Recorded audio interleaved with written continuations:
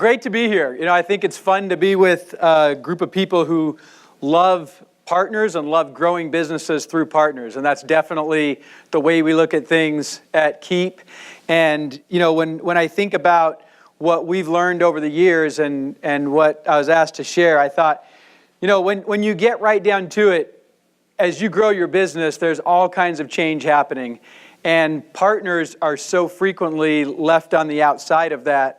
And so I wanted to just talk a little bit about change and how you manage that and what we learned through the process of a really big change over the past year at our company. So I'm going to talk about it initially in the context of the brand change that we went through, but I'm really talking about change in general and what it means for you as you work with partners to help them, serve them, and in turn to grow your business as they do great work. So I'll talk about the brand change. I think that's a big deal, but many probably have questions around that. And then we'll talk about how to grow through partners as you navigate change. So let me just kind of give you a little bit of background. A couple of years ago, our business had grown to over 30,000 customers, 30,000 small businesses that were using our software, about 150,000 users. And we were happy with that growth, excited about it, but really we felt like the big thing that we were up to was really just barely being scratched. We were barely scratching the surface. Because what we really saw was the opportunity to serve millions of small businesses and simplify growth for them and be the growth software that they use to make that happen. And so a couple years ago, we raised our sights and said, we don't want tens or hundreds of thousands of customers that we can impact with our software. We want to do that for millions. And we set this Mars mission to the year 2030. And in order to achieve that mission, it required that we create something that the market had been asking for a long time. And what was that? We hear all the time, your software is powerful, it's amazing, you can do all kinds of stuff. If I can flowchart it, I can automate it. And yet we would constantly hear small businesses say, hey, do you have a lighter, simpler version of your software that we could use? And so when we decided we're going to really go for it, we said, all right, we're going to create the solution for small businesses that that aren't very process-oriented and don't think about flowcharting and automating their processes. We're going to create that version. In essence, what we did is initially we had created the powerful Pro solution, and now we were going to create the standard solution that we could serve millions of small businesses with. So last year, we launched that product. And as we got that product out into the market and started to get more traction, we recognized that most small businesses would start with that solution. And we wanted to name it something different than Infusionsoft, which stands for the powerful Pro solution for small businesses that are a little more sophisticated, a little more marketing oriented. And so we started working on the name for this new product. And as time went by, we recognized, well, most customers are going to be on that product. So it actually makes sense that we renamed the company around the standard product name that was going to have the majority of the numbers of customers on it. And so we began to do the work middle last year of coming up with the name. And we wanted that name to be simple. We wanted it to be a common word that is used. We wanted it to be ownable. And so we began doing that work. And where we landed is Keap. And let me explain to you a little bit about that. In order to do that, I got to tell you a little story. So about 2.5 years into our business, it was really, really tough. We had 4 kids, a ton of debt. The business was, struggling along. We were trying to make it work. And, I would talk to my wife, Charisse, and I'd say, hey, it's getting better. It's getting better. And she'd say, well, it's not getting better for me. This is really tough. And we had conversation after conversation after conversation about it was time to go get a real job. And I was always, and by the way, Charisse is amazingly supportive. When you've got 4 kids and a mountain of student debt and business debt, and your entrepreneur spouse is telling you it's getting better, and you don't see that, and it feels like your spouse is delusional. Eventually, you lose the support. And we had gotten to that point. And one night she just said, you have to promise me that tomorrow when you go into the office, you'll look for a job. And I was like, I knew that things had turned and things were getting better, but I said, okay, I will do that. And so the next day I went into the office. And by the way, in my mind I reasoned, maybe I could leave for a little bit, then come back around. But whatever the case, I told her, okay, I'll go look for a job. So I go into the office the next day and sit down at my desk, start working with prospects and customers. And before I know it, the day's gone. I haven't done one bit of job searching. And I'm walking out of the office and I'm like, crap, I'm in trouble. And I'm driving home and I'm thinking, first of all, I can't believe that I didn't do what I said I was going to do. But as happens to entrepreneurs all the time, the business just swallowed me whole that day. And I also just felt really worried and nervous about, what that was going to mean for me and Charisse.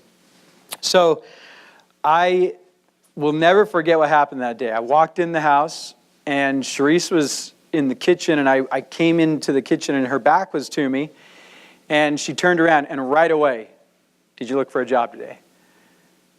And I said, no, I didn't. And she walked over to me and she gave me a huge hug and she said, just keep going. It's going to be okay. Just keep going. And I was like, whoa, what happened? But those words, keep going, meant everything to me at that time. Because we were pulling apart, as often happens, and there was a season where I wanted to quit every day, and I had gotten past that, but she certainly wanted me to quit every day. And the reality is, that story that I share with you is the story of small business.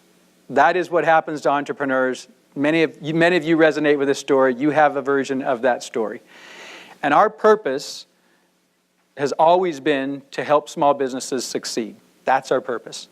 And we wanted to capture a name, a word, that really conveyed the essence of what it is to be successful in small business. And it comes down to that grit and tenacity and perseverance that our brand stands for. And so we chose the name Keap, and our message to small businesses everywhere is to keep going, keep serving, and keep growing. And we'll spend the next decade plus building that brand and talking about what small businesses need to do to be successful, and we believe using growth software called Keap. So now nice story, Clate. Thanks for sharing that, right? You're thinking, what does that mean? How does that have to do with partners? Okay, well, the reality is, when you go through change, it's amazing what people fill in their minds. Your employees, your partners, your customers. And in our situation, we heard all sorts of stuff. Okay, well, were you acquired? Why did you do this? What does it mean? Is Infusionsoft going away? What 2 products? Tell us about this. And so, we just heard and learned as we started to do this work that we had to be very communicative through the process. And in fact, if we didn't communicate this change repeatedly, that we could easily think, oh, okay, we've shared the message and they got it and we move on. I think one of the biggest lessons is the need for us to just tell it again and again and again. And I'm not talking just about a rebrand. I'm talking about anything that affects your partners. Because over the years, what we've heard from partners is communicate more, communicate more. We need to hear more. And so one thing I would just leave you with is over-communicate. When partners are, because partners are outside of your building or outside of your company, at least physically, they feel it. And if you're not constantly communicating, they get lost in the process. So we recognized that through this change, we had to be really explicit and really clear with our employees, our customers, and our partners. And so here's what we did. Hopefully this will be useful for you. We have a partner advisory group that we meet with monthly. This partner advisory group gives us feedback and input and has ideas and shares all sorts of things. Everything from the product features to the compensation for partners to the communication plans, all sorts of stuff. And so when we were getting ready to introduce the brand, it was about a month or so before, and we were talking about the need to bring our employees along in that process. And we were having an executive team meeting, and our VP of Partners, Dave Varick, who's here, he says, hey, if we're going to bring employees along early, let's make sure we're bringing partners along early as well. And I will tell you that, that decision was critical for us because we said, okay, we're going to bring them right along with employees. And so literally what we did is the day that we introduced the brand to our employees, which was about 4 weeks before we launched it, that very same afternoon, we shared it with the partner advisory group. And we got their input, and we got their feedback, we got their thoughts. And then a couple days later, we incorporated all those thoughts, and we took it out to a Facebook Live with all of our partners and shared it with them. And I knew that when our partners were giving positive feedback, I knew we were on the right path. Because it was super interesting. We shared it with the partner advisory group, and they gave a lot of really positive feedback, saying, hey, we like it. We like you're connecting with the essence of the brand of this company that we know, and we love that. And they all resonated with the story. They understood the Keep Going story and had their own versions of it. And so they gave us some feedback. And then when we did the Facebook Live, it was so interesting because Dave and Scott and Keith and I, we all shared this on the Facebook Live. And then I went home and I read all the comments of the Facebook Live that night. And it was so interesting to see. It starts, and you can literally see the psychology shift over the course of an hour as you bring people into the change. And I think the comment string was so interesting to see how people went from, wait, what? I'm not sure I get it. Well, I love Infusionsoft, and those kinds of things, to as we went through and explained and talked about the meaning of it, by the end, they had become total brand ambassadors. And were loving it, and even the ones that at the beginning that were a little crotchety about it were starting to say, okay, it's starting to grow on me, I'm starting to get it. And it was an amazing exercise in bringing partners along with change and seeing how in an hour of conversation that we had with them, where we received their questions, answered a bunch of questions, how they became ambassadors and advocates for what we were doing. And so partners were absolutely critical to our successful rebrand. And we talk about it as all year long in 2019, we are establishing the Keap brand. So we don't think of this as, oh, the job's done. We're continuing to get out and share the message in every way possible and bringing our partners, our ecosystem along with what we're doing. So when we got to our partner conference about 6 weeks ago, then we had several hundred partners live, and we could talk through this in person. And it was amazing. We had a great partner event. It was our annual partner conference. And again, we saw by the end of that 2-day conference, we had partners totally fired up as brand ambassadors, which is what we want. And so I wanted to just recap a few things that we've learned over the course of the journey. And these kind of got reaffirmed as we went through the brand work. The thing that I talked about last year, my primary point last year, as I shared, was that all too often we think about growing our business and it's like, well, partners are going to sell more. And the reality is partners need to be served. And when they're served, they help you grow your business in all kinds of ways. They help you see different possibilities and opportunities. They feel served and appreciated, so they sell more. They take care of your mutual customers more effectively. And so the point number one was, if you want to grow through partners, you got to recognize that it's about serving them. And this has to go all the way to your executive team and CEO. And I think, what I heard last year when I shared my message, I had a bunch of people come up and they said, well, gosh, I wish I could get the executive team to understand that and appreciate it. And my thoughts for you are to show customer success stories through partners, to show customer success, because every executive team gets excited about happy, sticky, active customers on the platform, on the tool. And the way that what we found was we started to see more and more that, wow, our partners drive success, they drive usage, they drive happy, active, sticky customers.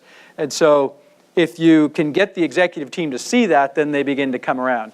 And then you help them, so that's step one. Then step two is you help them understand that they don't want to be on a quota like your sales team. The partners don't want to be on a quota like your sales team. They want to have a strategic fit in the company. And so you can help the executive team come around.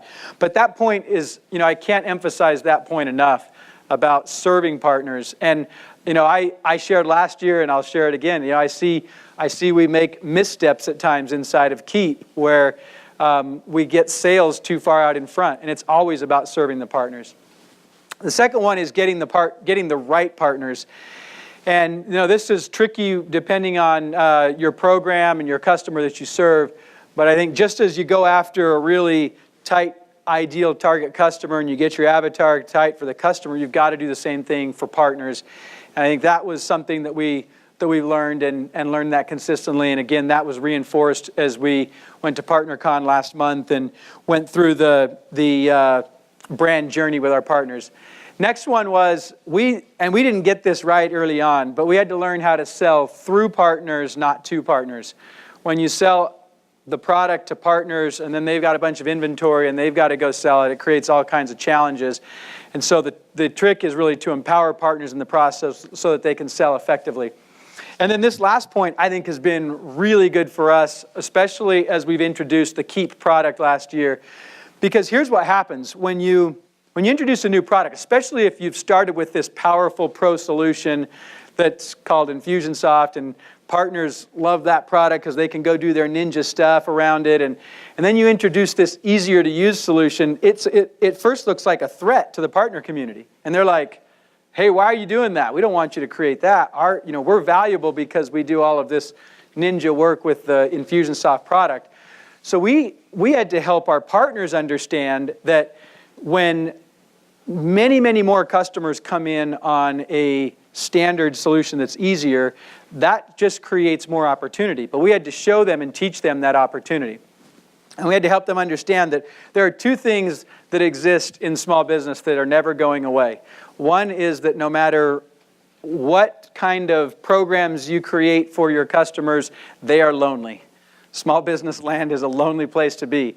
And when you have that loneliness, and then you combine it with reality number two, which is no matter how easy you make the technology, it's intimidating to small businesses, full stop.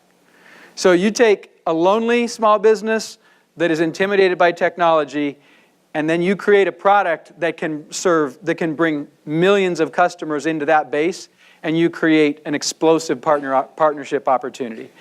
So we had to help our partners see that. And it was really interesting as we went through the journey, because initially they were like they were angry about the new product. And then gradually they started to see the functionality and the capabilities, and they started to warm up. And then late last year, as we introduced some key functionality around appointments and some other things, they started to say, okay, I think I'd like to start representing this product now as well. And so this point is really important, that a lot of times I think inside your partner ecosystem, and even inside of your employee base, which certainly occurred for us, is there was this notion that, well, as you expanded the market opportunity with an easier product, that would actually make partners less important. And it took a while for us to get our partners and our employees to understand, no, as we grow bigger, partners become more and more important, not the other way around. So those points that I just talked about, we've been working hard. I shared some data with you last year. This year, we still have about half of our new customer acquisition comes through partners, but we're now up to 64% of our partners of our customers are connected to a partner. And we know that partners drive success, and that's a key metric for us. Okay, so let me turn to growth. If you don't create a partner program that helps the business grow, then you don't get the support, you don't get the budget, you don't get the opportunity to do the work you want to do. So I'm going to share with you just 5 principles that we found that were really effective for us over the past year. And I think I'll circle back to some things that I shared last year. So first thing is, and I alluded to this, but when your product set is evolving and changing, you've got to help your customers understand why they would want to represent the different products that you have. And we underestimated initially that work.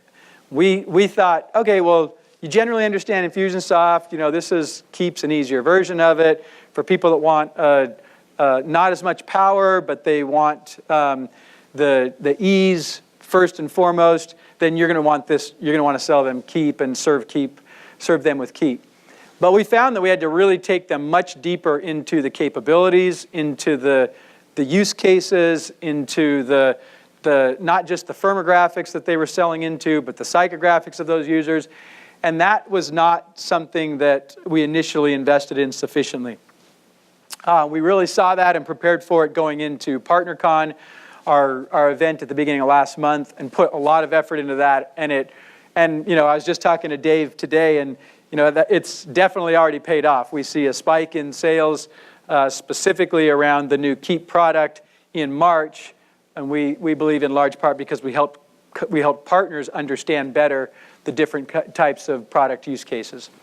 So second one, and this one is really big. We started to get onto this about 2 years ago, where we started to push more and more of our service work to our partners. And so just involving partners in more areas of your business, and in areas that may have seemed like they were untouchable, whether it was onboarding new customers, whether it was resuscitating customers that weren't doing well with the software, whether it's working with customers that have a free trial of the product and partners are helping them. We've expanded the ways that our partners work with our customers, and that's why now 64% of our customers are working with a partner. We're working to drive that over 80%. But what we did is we really looked at it strategically from an executive team standpoint and said, how can we get partners more involved? What can we do to enable service partners, developer partners, and now business development partners who can help us to achieve this mission to simplify growth for 5 million small businesses by 2030. So let me say something about that last part, business development. I think you probably gathered that we have these two products. We have the Infusionsoft product, which is the powerful pro solution for more savvy businesses and marketers. And then we have the Keap product, which is a CRM solution for small businesses that want some power, but they really prioritize simplicity and ease. So when we just had the Infusionsoft product, we would try to go out and do business development deals, and we would fall flat with those partners because, and it's funny, I see Richard in the audience, he's worked out. I see Cody in the audience, he's worked out. I see Dave, who's like, yeah, I get this. And what happened was the cost and complexity, relatively speaking, of our Infusionsoft solution was just too great for the types of small business aggregators and business development partners we would go talk to. And so it just was not a fit. And what's happened as we've introduced Keap is now we're able to do some distribution deals, some partnerships that just weren't possible before. And so franchise opportunities, we've closed 5 franchise deals now on Keap. We have a number of ongoing conversations with more strategic, large business development partners. And we're super excited about it because that wasn't possible in the world previously when we just had the Infusionsoft product. So the point is, I think that a lot of times we get insular as an executive team or as a leadership team on the business, and we're not bringing partners to the table. And we're not bringing them into the problem solving and finding ways that they can help us to improve the business. And so, as was mentioned, we went to a model of onboarding all the customers ourselves and providing all the professional services with about 20 or 25% of our revenue being service revenue, to now about 3% of our revenue is service revenue. Partners do over 80% of that onboarding work, and they do a ton of the service work in our community, our customer base. And that's just one of the many ways that we've expanded what partners do in our business. So third one here is getting more value and volume from key partners, really creating more reach through partners. So up until a couple years ago, we had an annual user conference that was called ICON, and that was a massive endeavor to run this conference. And when we decided we were going to really go after this product initiative, which is now known as Keap, we recognized we needed more resources that we needed to put into that. So we we looked at it and said, we need to channel the resources into product, and we're going to not do the Icon event, which was like super hard to do because we love it, it's a ton of fun. But then we turned to our partners and we said, well, what could our partners do? And so we have 3 partners that have kind of picked up the baton and run with it, and they run annual conferences that have hundreds of customers that go to those conferences, and a few of us from Keap show up and do a product demo and a couple of keynotes, and it's dramatically more efficient for us. Our customers get a user conference experience or multiple user conference experiences, and we get to focus on the software and the product, because at the end of the day, that's what drives the healthy partner ecosystem. So that's just one example of getting more value and volume from key partners. So this next one is really, when you talk to your partners, they always want to know, well, what's in it for me? And we've learned a few things. We've learned that it all starts with product, that you've got to have a clear strategic fit for partners, and you got to communicate. When you do those 3 things, you do those well, you got a chance to build a great partner ecosystem. So when you build that ecosystem, you got to find ways for partners and customers to connect. And whether that's marketplace, whether that is doing different strategic relationships that allow partners and customers to connect. But for our partners, they want more leads. They want to have opportunities to convert those leads, and they want to be able to make more money in the ecosystem. Now, we do a lot of things to make sure that we are giving more to our partners who are serving more, meaning that if they're driving good customer health statistics for our customer base, then they get more opportunity. But we definitely want to identify and highlight the customers that are doing well, and then give them more and more opportunity. So the last point that I'll share with you is something that what we found is actually the differentiator in partner programs. If you create a great product and you've got good strategic fit where the executive team's fully behind it, and you're communicating really, really well, you build a program around that, like I said, you got a chance. But there's lots of different partner programs out there, and what we found is the real differentiator is when you can connect your partners to the purpose and the mission of your company. And so I'm going to come around full circle to the brand change here, and one of the reasons why I'm so excited about the Keap brand is that we tapped back into the emotion and the passion that's at the heart of this company. And to be totally honest, we kind of got away from it for a couple of years. And it really pissed me off as a co-founder because I could see it happening, and I was trying to get us back to that. Well, the rebranding work did that and got us back to the place of small business passion. Because in small business, it's very personal. And the work that we did really manifested itself in the brand. So when we introduced the brand, we also introduced this campaign. We call it Quiet the Doubters. But it's all about the purpose that we have to help small businesses succeed and the reality of what happens in small business. And when you get really clear on that purpose that you have in your company, and you start to build your partners and bring your partners into that purpose, that's where I believe partner programs go from just a program to a mission that you're on together. And so let me share this commercial that we launched at the time of the Keap brand launch, and then we'll wrap it up and do a few questions. Hey, checking in. How's your business going? Yeah, Tom, I have it with me right here. Hey, the kids want to know when you'll be home.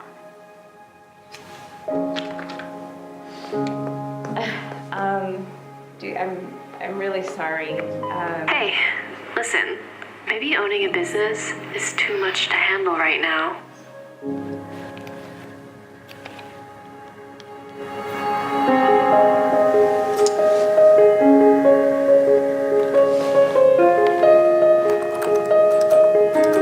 You gave up a steady paycheck to chase this dream. Maybe it's not worth it.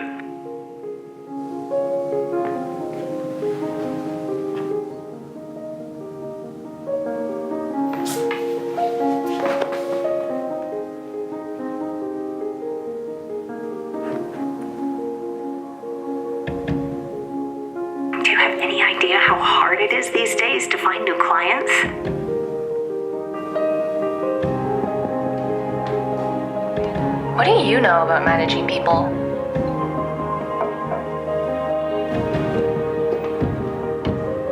It's great you took the risk, but it's time to admit it's not working.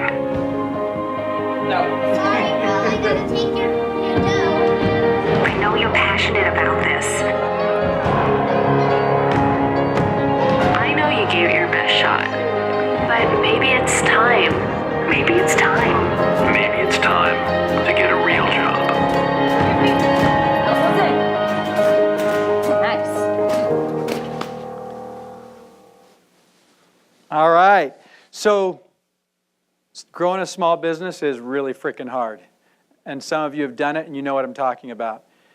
Our purpose and our passion is to make it easier, to literally simplify growth for 5 million small businesses by the year 2030.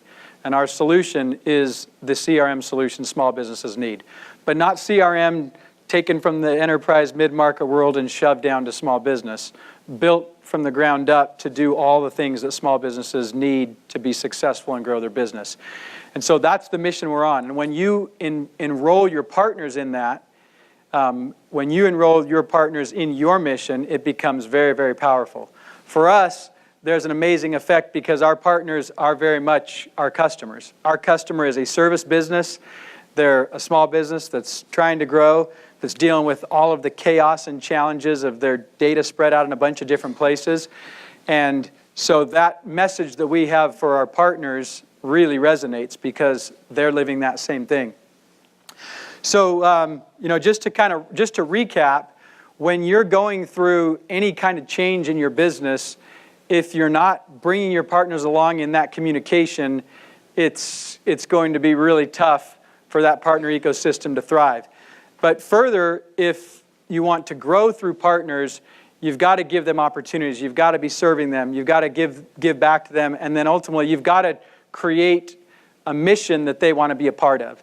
And that's what we've been doing at Keap. So thank you. I'm happy to take any questions that you've got. And I think we've got a few minutes. I hate to stand between you and drinks, but I think that's where we are right now. So wow, thank you so much. Thank you.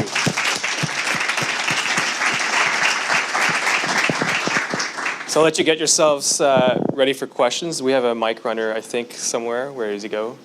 Okay. I do have a question. Yeah. Actually, one thing, the way you close is actually what I was thinking about the whole time you were talking. There's something different about your company. You guys have always had such empathy for your customers, and that your partners are the same as your customers is why I think you've been so successful with partnerships. How do you build a culture, or what are the mechanics that people can take away about how building an empathetic culture? Because that is basically the success story around what you guys are doing. yeah, it's a great question. I think it starts with the culture of your company. And culture is not the perks and the different things you do. It's the purpose that you stand for as a company. It's the mission that you're up to, and it's the values of how you go about doing what you do. Purpose, values, mission. Anybody that's worked at our company has heard me talk about this over and over and over and over again. So what I would say is your leadership's got to make that clear. Strategy actually comes out of the purpose, values, and mission. So if you're not clear on the purpose, you shouldn't be surprised that your employees or partners aren't clear either. And so that's work that we've done over the years and continue to do that. And then we take that out to our partners and make sure that they're enrolled in the purpose, values, and mission. That's fantastic. Questions from the audience? I can always keep going. All right. I do have one more question. All right. Okay, so you did make a mistake. You talked about it last year, where I think at the beginning, your own anxiety around making this change made you push partner quotas down, right? And that creates anxiety with partners. Yep. And no partner wants anxiety. Yep. Right. And and then they wouldn't put the anxiety to their clients. But you fixed that problem through the empathy. So what did you do? What was the mistake you made, and how did you fix it? Yeah, so the mistake was looking at the partner channel first as a sales channel. The reality is it's first a service channel. And most of our partners are service partners before they're sales partners. And so we had to recognize that and then understand that most partners didn't want to play that kind of sales production game, but there were a few that did. There was a subset that did. So the first thing was recognizing it's a service channel first, a sales channel second. The second thing was creating programs that they could be involved in, either be a service partner, a sales partner, they could do both, a developer partner. And so giving them the flavor of the program that made sense for where they were coming from was critical. Fantastic. All right. Questions? 1, 2, and 3 at the back.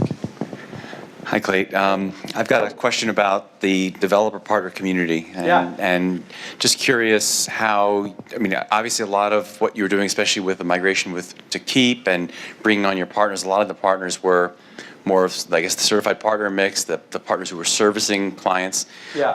What did you all do to get the developer partners and some of the apps in the marketplace up to speed on Keap and the APIs and so forth, just on the more technical developer side? Yeah, still doing. I wish I could say we did, it's all done.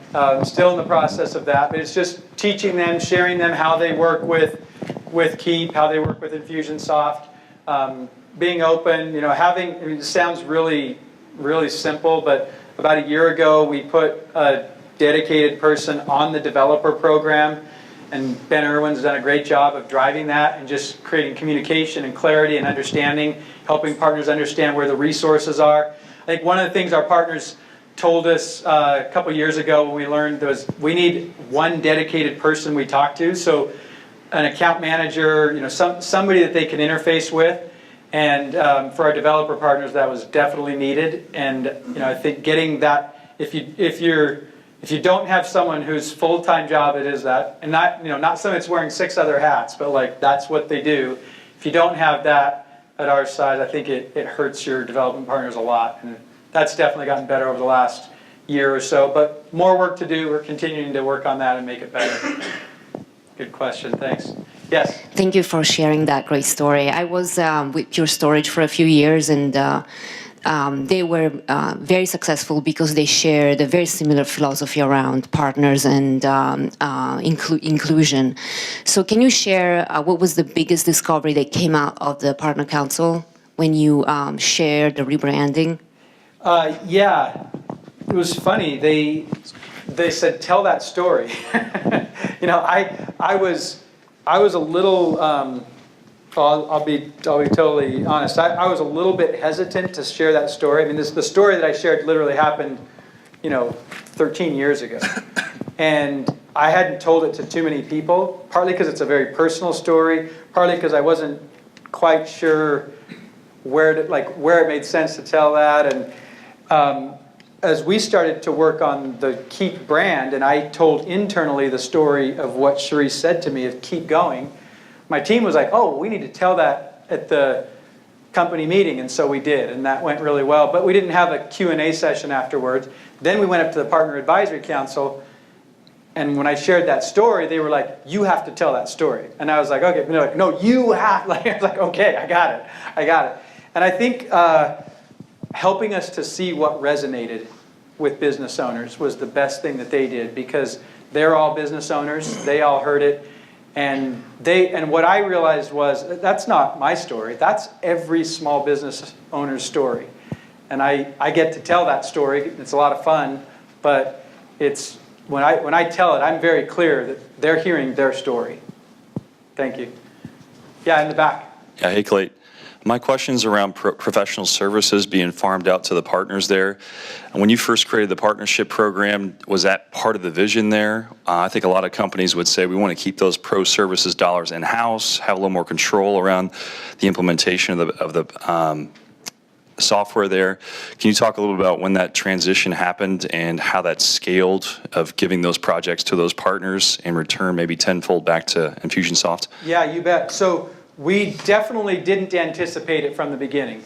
And we definitely wanted the service dollars ourselves in the beginning. And frankly, I think you might need to do that until you get to a certain scale, in part because your service work is informing the product so much, and it's really R&D as much as it is getting the customer implemented or to success. So I think you need it for R&D purposes early on, and I also think you need it for revenue purposes early on. I could probably relax on the second point if if pressed, but the reality was we needed it. My board needed it. I was going to investors, and we were burning their money, and they needed to see revenues growing, and sometimes it's not just about the subscription revenue; it's total revenue. So it wasn't until about 2.5 years ago that we did some deep research into our partner ecosystem and heard how much tension and conflict there was between the internal work we were doing, service work we were doing, and the service work they were doing. And one day we were doing a partner advisory group, and I was talking to one of our partners, and we were walking into the conference room, and she said, "Clate, you can tell me all day long that our services are important, but as long as that team keeps growing as fast as it is," and she was pointing to the services team, she's like, "it falls on deaf ears." And that was a really impactful moment for me. I was in the middle of a bunch of research and learning with partners, and I'd heard people saying a bunch of things around the conflict, but nobody had pointed to the group and said, "It's them. That's who we're competing with. That's the problem, Clate." And so we looked at it and said, okay, well, we want to scale. We want to serve many more small businesses, and we're building this bigger and bigger team. And that, isn't necessarily what we want to do. Now, can I give the postscript to it? Because now we've got 2 years of learnings on it. And I would say that what we did is we actually shifted a little too fast. The strategy was right. We should have gone a little more gradual, because what happened was we just opened up the floodgates, brought in a ton of partners, and some partners did a great job of serving our customers, and some didn't do a great job of serving our customers. But there was a program where they could get a new customer, implement them, get paid to do it. Ideally, from our perspective, then they would win a client that they could work with on an ongoing basis, but some weren't doing that very effectively. So we actually just went through a pruning process of trimming down the number of partners and making sure that they're hitting quality standards. And it's not about revenue for us at all. It's about customer success. And I think we got a little too aggressive in how quickly we moved. And by the way, the reason was, we were watching the cohort churn on the new customers, and it looked good early on. But what happened was with partners, if they didn't maintain that relationship, then it would drop off, and let me restate it. The cohort churn with partners onboarding customers was better than when we were doing it internally. So we got really emboldened by that, leaned in even harder. This was a year ago when I was sharing this. And what we learned as the cohorts aged was that it actually, once the relationship dropped off, then the churn kind of 12 months in, the churn was at the same place that we were internally, or even a little bit worse in some cases. So we went through and analyzed and said, well, let's find the partners that aren't doing a great job and put them on a plan, essentially, that either you get this right or you're not going to be able to be part of the program. And we thinned it out a little bit. It's still well over half of our customers are onboarded that way, but we might find more of a balance there. Again, not because of revenue dollars, service revenue dollars, but because of customer success. And there's certainly a R&D component for us as we're doing the Keap work, where you want to drive the unit economics effectively by getting customers to success. And sometimes what we found, one of the other learnings is you don't get as much richness from partners in terms of product feedback as you do when it's internal. So hopefully that's helpful. Yeah, sure. In that partner ecosystem, post pruning, whatever you want to call it, very often you have a distribution of performance that it's some form of 80-20 rule. Is that is sort of what you have as well, or is it as pretty well distributed? It's not 80-20, but it's there's definitely a drop off as you get to some of the smaller, less seasoned partners. Let's put it that way. Right. So some definite graph that suggests that even within the partner ecosystem, you got partners with a capital P and others that? Yeah, what I would say is about 80% of them were doing a good job. But, you know, you've got 20% or so that are somewhere in the danger zone, and those, you know, we're working through them either. And in some cases, we pointed it out to them, showed them the data, which they could see anyway, but we showed it comparatively. And then it's like, because they can see their own customers, what their health score is of their customers. But if you don't know how that compares to others and you don't hear directly from the program leader, you're not cutting it, then you know, you don't necessarily need to change. But in some cases, we've helped them see it, and there have been behavioral adjustments. In other cases, not going to happen. You know, it's funny when you're telling all these stories. It reminds me so much of what Microsoft went through in the 1980s, all the exact same learnings and mistakes. And I think they did pretty well, so I think you're on a good path. Not bad, yeah. Yeah, so thank you very much, Clate. This was so great having the update. Thank you. Thanks.